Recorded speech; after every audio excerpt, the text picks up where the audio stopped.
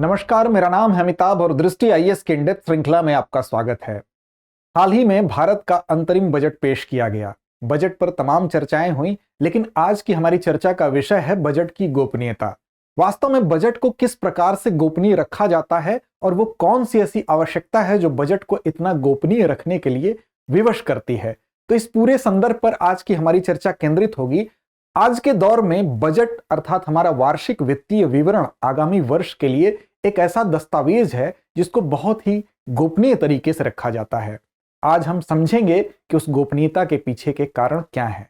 वास्तव में बजट एक ऐसा दस्तावेज है जो अगर लीक हो जाए, इंटरनेट के वर्तमान वायरल जाल में तमाम ऐसे हैकिंग के खतरे हैं जिसके बीच में इसकी सुरक्षा के लिए चुनौतियां हैं, और अगर यह लीक हो जाए तो बाजार में अस्थिरता देखने को मिलेगी। विशेष रूप से शेयर बाजार, मुद्रा और वित्तीय अनियमितताएं, अस्थिरताएं हमको देखने को मिलेंगी, और ऐसी स्थिति में जो निवेशक हैं या व्यापारी हैं वो अटकलें लगा सकेंगे, बाजार का संतुलन खराब हो सकेगा। और ऐसी दशा में अगर बाजार का संतुलन खराब होगा तो बाजार में अस्थिरता देखने को मिलेगी, और इस अस्थिरता का लाभ कुछ विशेष लोग उठा सकते हैं, जिससे नीतियों के निर्माण में भी कहीं ना कहीं बाधा उत्पन्न होगी और कुछ खास लोगों को विशेष लाभ मिलेगा। इसके राजनीतिक दुष्परिणाम भी देखने को मिल सकते हैं। तो इसके लिहाज से बजट को गोपनीय रखा जाता है।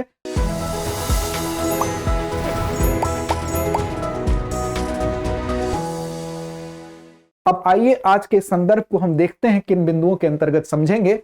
सबसे पहले बात हम खबर की करेंगे। चर्चा में क्यों है, कब हुई गोपनीयता भंग जिसकी वजह से हम इस दिशा में और गंभीर होकर सोचने लगे। कैसे रखा जाता है इस पूरे बजट को गोपनीय तरीके से, और किसने किया सर्वाधिक बार बजट प्रस्तुत, इस बात को समझने के साथ हम अभ्यास प्रश्न की ओर चलेंगे। इसके अलावा इस चैनल को अब तक आपने अगर सब्सक्राइब नहीं किया तो कर लें, ताकि डायरेक्ट हमसे आप संपर्क में आ सकें। आज आपकी जिम्मेदारी है, आप बताएंगे कि इस संदर्भ को हम जीएस के किस प्रश्न पत्र के अंतर्गत अध्ययन करेंगे। शुरू करते हैं चर्चा। सबसे पहले खबर की बात करते हैं। चर्चा में क्यों है, तो why is the budget secret, how does finance ministry keep it strictly confidential. तो जो बजट है वो कैसे सीक्रेट रखा जाता है, गोपनीय रखा जाता है, और क्यों इसको इतना स्ट्रिक्टली गोपनीय रखा जाता है। यह खबर फर्स्ट पोस्ट की है।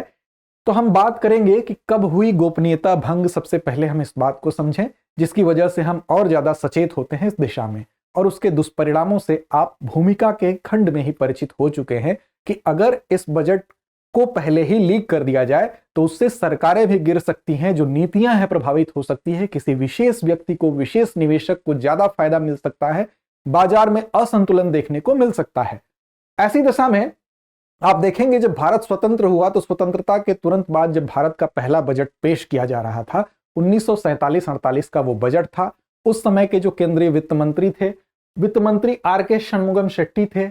इनको जस्टिस पार्टी का समर्थन था, जो कि ब्रिटिश जस्टिस पार्टी के ये थे, जिसको ब्रिटिश जो सरकार थी, औपनिवेशिक सरकार पहले की थी, उसका समर्थन था। इनके द्वारा ये बजट पेश किया जा रहा था, और इसी समय बजट की कुछ ऐसी बातें जो गोपनीय होती हैं, वो एक विशेष व्यक्ति थे जो कि यूके के चांसलर ऑफ एक्सचेकर थे, जिनका नाम था डाल्टन, ह्यूग डाल्टन जो हैं, उनके द्वारा एक पत्रकार से वार्ता के क्रम में बात लीक हो जाती है, और उस पत्रकार ने जो संसद में बजट भाषण से पहले ही जो बातें हैं उसका विवरण अखबार में छाप दिया। इस तरह से एक गोपनीय बात अखबार के माध्यम से उजागर हो जाती है, और इस पर काफी विवाद होता है। विवाद के बाद जो डाल्टन साहब हैं उनको अपना पद त्यागना पड़ता है। यूके चांसलर ऑफ एक्सचेकर का जो पद था, बेसिकली ये एक ब्रिटिश क्राउन के अंतर्गत एक मंत्री के समान ही पद था। आप समझ लें कि आज का जैसे वित्त मंत्री होता है, उस समय वहां के राजकोष का ये प्रमुख होता था। तो इनको अपना ये महत्वपूर्ण पद त्यागना पड़ गया इस विवाद के बाद। फिर दूसरी घटना 1950 में देखने को मिली। 1950 में कुछ ही वर्षों बाद फिर बजट जब प्रस्तुत किया जा रहा था, तो राष्ट्रपति भवन में उस समय बजट की छपाई होती थी। यहां पर कुछ चीजें लीक हो जाती हैं, और इस समय फिर जो इस समय के वित्त मंत्री थे, फाइनेंस मिनिस्टर थे, जॉन मथाई साहब, इनके समय में यह घटना होती है, और दिल्ली के मिंटो रोड में उसी समय ये जो छपाई राष्ट्रपति भवन में हो रही थी उसको स्थानांतरित कर दिया गया, क्योंकि वहां से ये लीक होने की घटना हुई। अब यहां से पूरा देश सचेत होता है इस पूरे वार्षिक वित्तीय विवरण को लेके कि इसकी गोपनीयता के ऊपर और विचार करने की आवश्यकता है। और इसके बाद हम इतने सचेत हुए कि इस पूरी प्रक्रिया को इतने गोपनीय तरीके से रखा जाता है कि आज 7 दशक से ऊपर हो गए और उसके बाद से कभी इसकी गोपनीयता भंग नहीं हुई। तो आइए देखते हैं क्या है वो पूरी प्रक्रिया। बजट को कैसे रखा जाता है गोपनीय, इसको हम समझ लेते हैं। देखिए, हर क्रम इसका गोपनीय है। जैसे छपाई की अगर हम बात करें, छपाई जिस जगह पर होगी, जैसे जब मिंटो रोड ट्रांसफर किया गया तो 30 वर्ष की जो लंबी ये प्रक्रिया आप देख रहे हैं, 1951 से 80 तक मिंटो रोड के जो प्रेस है उस प्रेस में इसकी छपाई होती है और छपाई के इस पूरे प्रक्रम को गोपनीय रखा जाता है। आज वर्तमान उसके बाद देखें तो पुराना जो संसद भवन है उसमें जो वित्त मंत्रालय का नॉर्थ ब्लॉक है, वहां पर बेसमेंट में फिलहाल जो सरकारी प्रेस बनाया गया है वहां पर बजट की छपाई होती है। यहां पर इस छपाई के क्रम में किसी भी वक्त आईबी के द्वारा अर्थात इंटेलिजेंस ब्यूरो के द्वारा सरप्राइज विजिट की जा सकती है, उसकी एक विशेष टीम के द्वारा, वो भी गोपनीय होती है। इसके माध्यम से सरप्राइज विजिट करके ये देखा जाता है कि कहीं उसकी गोपनीयता भंग तो नहीं हो रही है।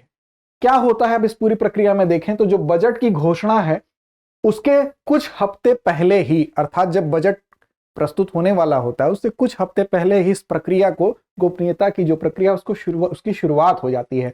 वास्तव में जो वित्त मंत्रालय का जो कार्यालय है वो कहीं और शिफ्ट कर दिया जाता है उस जगह से, अर्थात जहां पर ये पूरी की पूरी बजट की टीम होती है उस जगह के आसपास से कोई भी गैदरिंग हटा दी जाती है, दूर कर दी जाती है।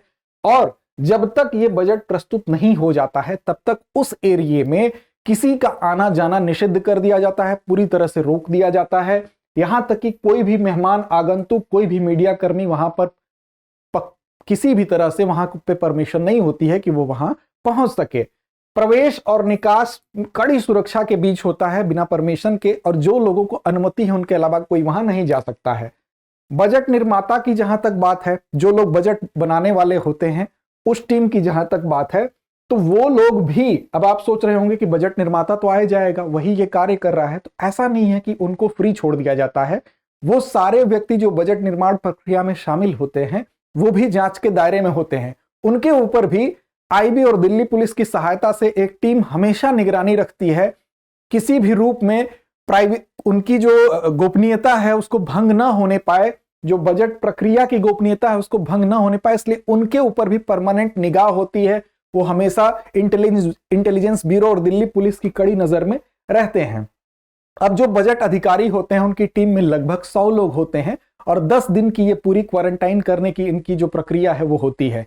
इस 10 दिन के दौरान ये जो 100 अधिकारी हैं, ये एक कमेटी होगी, ज्वाइंट सेक्रेटरी के अध्यक्षता में ये कमेटी बनाई जाती है, उनकी देखरेख में इनके ऊपर निगरानी रखी जाती है और बाहर की दुनिया से पूरी तरह से इनका कनेक्शन कट कर दिया जाता है। क्वारंटीन, जैसे आपने कोविड के समय ये शब्द काफी सुना होगा, तो इस उसी प्रकार एक विशेष जगह पर, एक विशेष क्षेत्र में, जैसे एक विशेष कमरा ही मान लीजिए, तो एक विशेष जगह पर इनको क्वारंटीन कर दिया जाता है, कैद कर दिया जाता है और बाहरी दुनिया से इनका संपर्क पूरी तरह से कट जाता है। यहां तक कि अपने परिवार से भी ये बात नहीं कर सकते हैं, और अगर परिवार में कोई इमरजेंसी होती है तो एक विशेष नंबर होता है, उस विशेष नंबर पर वो लोग मैसेज भेज सकते हैं। उसके बाद अगर आवश्यकता पड़ी तो किसी माध्यम से संपर्क होगा, अन्यथा 10 दिन में अगर बहुत बड़ी इमरजेंसी नहीं है तो संपर्क नहीं होगा।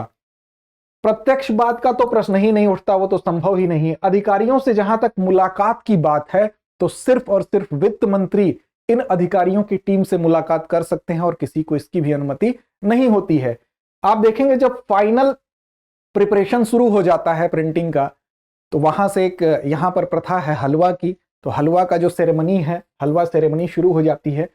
अब आप सोच रहे होंगे कि इस बीच में हम देखते हैं कि इस हलवा सेरेमनी की भी फोटो अखबारों में छपती है, तो वो कहां से आ जाती है, उसको भी आपको बताते हैं। दरअसल इस पूरी प्रक्रिया में कुछ दिनों बाद कुछ और लोगों को शामिल किया जाता है। फाइनेंस मिनिस्ट्री के अलावा अन्य व्यक्ति जो इसमें क्वारंटीन में शामिल होते हैं वो कौन कौन से होते हैं, तो लीगल एक्सपर्ट होगा लॉ मिनिस्ट्री से, सीबीडीटी अर्थात central board of direct taxes, CBEC अर्थात सेंट्रल बोर्ड ऑफ एक्साइज और पीआईबी अर्थात प्रेस इंफॉर्मेशन ब्यूरो। इसके अलावा प्रिंटिंग टेक्नीशियन, स्टेनोग्राफर, इन लोगों को भी प्रेस रिलीजिंग के लिए कुछ दिन बाद इस क्वारंटीन प्रक्रिया में शामिल कर लिया जाता है। तो इसीलिए जो प्रेस रिलीजिंग होती है, जो प्रेस में खबरें आती हैं, वो इन लोग भी उसी गोपनीय प्रक्रिया के अंग होते हैं जहां से ये प्रेस रिलीज आपको देखने को मिलती है। अब आप सोच रहे होंगे कि आज जब इंटरनेट का ऐसा जाल है जहां हैकिंग के ऐसे एक्सपर्ट हैं, तो इसके अंदर जो लोग होते हैं वो आराम से हैक करके चीजों को इधर उधर उसकी गोपनीयता को भंग कर सकते हैं, ट्रांसफर कर सकते हैं, तो दरअसल नहीं कर सकते हैं, क्योंकि जो एनआईसी के थ्रू जुड़ा होता है नेटवर्क, यहां पर क्या किया जाता है कि एनआईसी अर्थात नेशनल इंफॉर्मेटिक्स सेंटर के सर्वर से ही इस पूरे प्रक्रिया में इस बजट के जो लिंकिंग होते हैं उसको कट कर दिया जाता है। तो एनआईसी के सर्वर से इसको पूरी तरह से पृथक कर दिया जाता है, अलग कर दिया जाता है। अब आप सोचेंगे कि मोबाइल के युग में यहां पर तो संभव है कि फोटो खींच के भी इसकी खबरों को लीक किया जा सकता है, तो दरअसल यहां पर उसके लिए भी समुचित व्यवस्था है और जैमर लगाया जाता है। जैमर का काम क्या है? तो जैमर जहां लगाया जाएगा, बेसिकली आपको पता है कि जो मोबाइल होता है वो इलेक्ट्रोमैग्नेटिक जो वेव्स होती हैं उसके आधार पर टावर से कनेक्ट होता है, और टावर इसकी फ्रीक्वेंसी को और ज्यादा बढ़ाकर फिर जो है दूसरी जगह इसकी बात करवाता है। लेकिन यहां पर जब जैमर लगा दिया जाता है तो जिस फ्रीक्वेंसी की तरंगे इससे निकलती हैं मोबाइल से, उसी सेम फ्रीक्वेंसी की तरंगे जैमर से भी निकलती है, जिसके कारण मोबाइल की जो रेज होती हैं, जो तरंगे होती हैं, जो जिस फ्रीक्वेंसी पे निकलती हैं, उसमें डिस्ट्रैक्शन होता है, और डिस्ट्रैक्शन की वजह से मोबाइल इस क्षेत्र में जहां जैमर लगा होता है काम नहीं करता है। अब आप देखेंगे यहां पर यह भी होता है, फिल्मों में देखा होगा आपने कि डॉक्टर के रूप में कुछ लोग जाते हैं और खुफिया जो व्यवस्था होती है उसमें सेंध लगा लेते हैं। तो ऐसा नहीं है, यहाँ डॉक्टरों की भी एक टीम होती है जिसको पहले से प्रिपेयर रखा जाता है, और वही कोई इमरजेंसी होती है तो वही डॉक्टर की टीम भी यहाँ पर काम करती है। तो आप देख रहे हैं कि गोपनीयता का पूरी तरह से यहाँ पर ख्याल रखा जाता है। अब इसमें कुछ महत्वपूर्ण दस्तावेज होते हैं जिनकी सुरक्षा बहुत जरूरी होती है। उन दस्तावेजों में वैसे तो सैकड़ों दस्तावेज हैं जो महत्वपूर्ण है, जिनकी गोपनीयता आवश्यक है, लेकिन दो ऐसे महत्वपूर्ण दस्तावेज हैं जो बहुत ही ज्यादा कॉन्फिडेंशियल होते हैं, जिसमें एक है ब्लू शीट और दूसरा है बजट का भाषण। ब्लू शीट की जहां तक बात है तो इसको पूरे बजट की रीढ़ कहा जाता है, क्योंकि ब्लू शीट में आप देखेंगे ब्लू पीस ऑफ पेपर अर्थात ब्लू रंग के पेपर का एक टुकड़ा है। इसमें बजट की प्रक्रिया को रीढ़ इसलिए कहा जाता है क्योंकि इसमें जो कुछ महत्वपूर्ण संख्याएं अंकित होती हैं और इन्हीं के आसपास बजट का दस्तावेज तैयार किया जाता है, और जब नया डाटा आता है तो इसी में थोड़ा बहुत संशोधन कर दिया जाता है। मोटा मोटी अगर हम कहें तो इस ब्लू शीट जो कि पूरे बजट का आधार है, इस तक पहुंच वित्त मंत्री की भी नहीं होती है, और इसकी जिम्मेदारी दी जाती है बजट के से संबंधित ज्वाइंट सेक्रेटरी को। उसको इसकी जिम्मेदारी दी जाती है इसके खुफिया गोपनीयता को बरकरार रखने की। इसके अलावा आप देखेंगे दूसरा है बजट भाषण। बजट भाषण की जहां तक बात है तो प्रिंट होने से 2 दिन पहले प्रिंटर के पास इसको भेजा जाएगा, और इसके बाद ये दस्तावेज जो है वो मुद्रित किए जाते हैं, छापे जाते हैं। इसके बाद आप देखे होंगे कि पहले एक अटैची होती थी जिसमें कागजात लेके बजट प्रस्तुत करने के लिए वित्त मंत्री जाते थे, लेकिन अब आप देखेंगे 2019 से ये अटैची की भी परिकल्पना जो है वो उसको थोड़ा सा किनारे करके परंपरा को अपनाते हुए एक बही खाता लाल रंग का, वो भी एक बैग ही है, उसमें इसको ले जाया जाता है, अर्थात वहां भी इसकी गोपनीयता बनी रहती है जब तक इसको प्रस्तुत ना कर दिया जाए। अब देखिए, अब बात आती है, कुछ ऐसे प्रश्न आते हैं कि बजट इस बार जब प्रस्तुत किया हमारे वित्त मंत्री निर्मला सीतारमण जी ने, तो हम देखें कि बजट निरंतर किसने किया सर्वाधिक बार प्रस्तुत। एक शब्द पर गौर करिएगा, निरंतर का मतलब लगातार, तो लगातार इन्होंने 6वीं बार प्रस्तुत किया है। तो आप देखिए, एक बार नजर डालें तो निर्मला सीतारमण जी ने लगातार 6वीं बार प्रस्तुत किया है बजट। इससे पहले अगर डॉक्टर मनमोहन सिंह, अरुण जेटली जी और पी चिदम्बरम जी को देखा जाए तो इन लोगों ने लगातार 5 बार प्रस्तुत किया था। और साथ ही केंद्रीय बजट प्रस्तुत करने वाली निर्मला सीतारमण जी इंदिरा गांधी के बाद दूसरी महिला हैं। इंदिरा गांधी जी ने 1970-71 का बजट पेश किया था। हालांकि इंदिरा गांधी जी, राजीव गांधी जी और जवाहरलाल नेहरू जी 3 ऐसे व्यक्ति हैं जो बतौर प्रधानमंत्री बजट प्रस्तुत किए हैं, तो यह भी एक तथ्य है, इसको आप ध्यान रखेंगे। इसके अलावा दूसरे व्यक्ति हैं मोरारजी देसाई। मोरारजी देसाई की अगर बात की जाए तो 1959 से लेकर 64 के बीच में इन्होंने 5 बार वार्षिक बजट और 1 अंतरिम बजट अर्थात 6 बार इन्होंने भी लगातार प्रस्तुत किया है। तो इस लिहाज से ये दोनों व्यक्ति हैं जो लगातार 6 बार प्रस्तुत किए हैं। हालांकि मोरारजी देसाई की अगर बात की जाए तो जो कि स्वतंत्र भारत के पहले गैर कांग्रेसी प्रधानमंत्री भी थे, कुल प्रस्तुत बजट के लिहाज से पहले पायदान पर आते हैं, क्योंकि 10 बार इन्होंने प्रस्तुत किया है कुल बजट। अगर देखा जाए, लगातार की बात हम नहीं कर रहे हैं, इस 10 बार में 8 बार वार्षिक और 2 बार इन्होंने अंतरिम बजट पेश किया। इस लिहाज से एक नजर हम डालते हैं कि कुल प्रस्तुत बजटों के लिहाज से अगर देखें तो मोरारजी देसाई 10 बार प्रस्तुत करके पहले पायदान पर हैं। इसके बाद पी चिदम्बरम जी 9 बार, प्रणब मुखर्जी जी 9 बार, फिर यशवंत राव चौहान जी यहां पर 7 बार, सी.डी. देशमुख जी 7 बार, यशवंत सिन्हा जी 7 बार, मनमोहन सिंह जी 6 बार, टी.टी. कृष्णमचारी 6 बार और निर्मला सीतारमण जी 6ठी बार पेश की हैं। लेकिन हम लगातार पेश करने की बात कर रहे थे जिसमें निर्मला सीतारमण जी और मोरारजी देसाई का नाम हमने लिया। इसके अलावा कुछ तथ्य हैं, उसके बाद हम आएंगे अभ्यास प्रश्न की तरफ। अगर बात की जाए तो सबसे लंबा बजट अगर आपके सामने कोई पूछे कि सबसे लंबा बजट किसने प्रस्तुत किया, तो वर्तमान जो हमारी वित्त मंत्री जी हैं, फाइनेंस मिनिस्टर हैं, निर्मला सीतारमण जी ने ही 2020 में सबसे लंबा बजट भाषण दिया था, जो कि 2 घंटे 42 मिनट का था। और उन्होंने उससे पूर्व अपने ही भाषण का रिकॉर्ड तोड़ा था जो 2 घंटे 17 मिनट का था। लेकिन अगर शब्दों के लिहाज से बात की जाए कि सबसे लंबा बजट भाषण किसका था, तो आप याद रखेंगे 1991 में जो भाषण दिया, शब्दों के लिहाज से यह बात हो रही है, लंबाई समय के हिसाब से बात नहीं हो रही है, यह भाषण दिया था मनमोहन सिंह जी ने, जो कि इसमें शब्दों की संख्या की अगर बात करें तो 18,600 शब्द थे। इसके अलावा अगर बात की जाए सबसे छोटा बजट, तो सबसे छोटा बजट अगर पूर्ण बजट की बात की जाए तो वाई.बी. चौहान जी ने प्रस्तुत किया था, 9300 शब्द थे इसमें। 1977 में अगर पूर्ण बजट की बात नहीं की जाएगी तो हीरा भाई एम पटेल ने 800 शब्दों का एक छोटा बजट प्रस्तुत किया था। इसके अलावा आप ध्यान रखेंगे कि 1955 तक बजट जो है वो केवल अंग्रेजी भाषा में ही प्रस्तुत किया जाता था, लेकिन 1955 के बाद आप देखेंगे कि अंग्रेजी हिंदी दोनों ही भाषाओं में यह बजट प्रस्तुत किया जाने लगा।